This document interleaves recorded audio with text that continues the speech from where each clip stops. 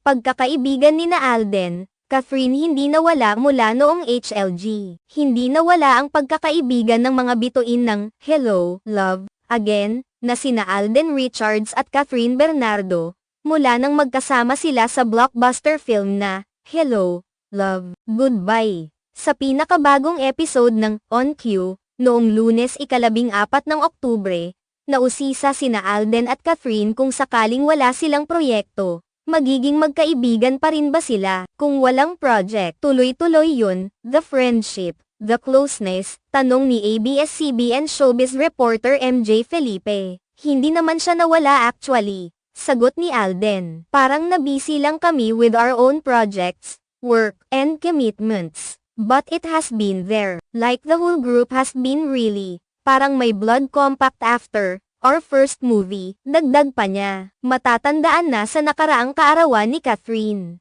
Kasama niyang nagdiwang ang buong cast ng Hello, Love, Goodbye, sa isang yate, na nagpakita ng kanilang matibay na samahan kahit na abala sa kani-kanilang karera. Ang kanilang relasyon ay tila hindi lamang batay sa kanilang trabaho kundi sa mas malalim na koneksyon bilang magkaibigan. Ipinakita ito sa kanilang mga interaksyon sa social media at sa mga public events, kung saan palagi silang nagkakaroon ng pagkakataong magkasama. Sa kabila ng kanilang mga abala, naipahayag ni Alden na ang kanilang pagkakaibigan ay patuloy na umuusbong, hindi nakadepende sa mga proyekto.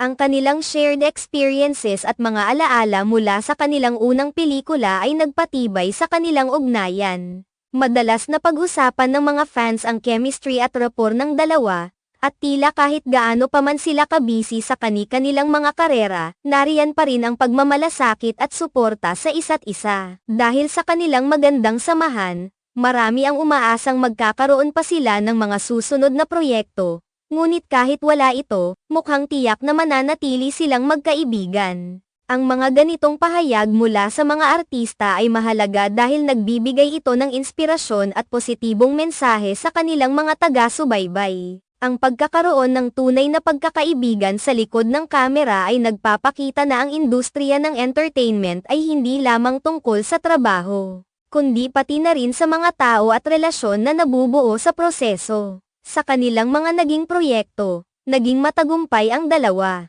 At tiyak na maraming tao ang humahanga sa kanila hindi lamang bilang mga artista kundi bilang mga individual na may magandang pagkatao. Ang pagkakaibigan nina Alden at Catherine ay nagiging simbolo ng katapatan at suporta, na umaabot pa sa kanilang mga tagahanga, kaya't kahit anong mangyari, mukhang magiging matatag ang kanilang ugnayan sa mga susunod na taon. Sa huli, ang mga ganitong kwento ay nagbibigay liwanag sa industriya ng showbiz, na madalas ay punong-puno ng tsismis at kontrobersya. Ang pagtuon sa mga positibong relasyon tulad ng sa pagitan nina Alden at Catherine ay nagiging dahilan upang magpatuloy ang pag-asa at inspirasyon sa mga tao. Lalo na sa mga kabataan na nagnanais sumunod sa kanilang mga yapak, ang kanilang pagkakaibigan ay patunay na kahit sa mundo ng kasikatan, may mga bagay na mas mahalaga, ang tunay na koneksyon sa mga tao.